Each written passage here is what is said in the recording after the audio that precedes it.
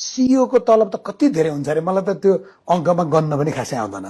राम्रो हुन्छ। नेपालको कन्टेक्स्टमा कुरा गर्ने हो भने ब्याङ्कको सीईओहरूको तलब चाहिँ धेरै नै राम्रो हुन्छ।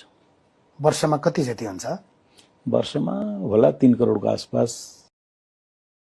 टोटल प्याकेजको क्याल्कुलेसन गर्दा त्यस्तै। तपाईहरु वर्षमा 3-4 करोड पैसा चाहिँ तलब लिनुहुन्छ है? त्यस्तै होला। हामीले जीवनभरमा 3-4 करोड पैसा भन्ने कुरा चाहिँ खासै जीवनभरमा सोच्दैनौं। जनरल नेपालीलाई डिफिकल्ट कुरा हो। जनताको पैसा लिएर गएर तपाईहरु त्यति धेरै तलब खानुहुन्छ? पक्कै हो। त्यो भएर होला है ब्याङ्कहरुलाई मिटर ब्याजी भनेको? त्यस्तो होइन नि राजनजी।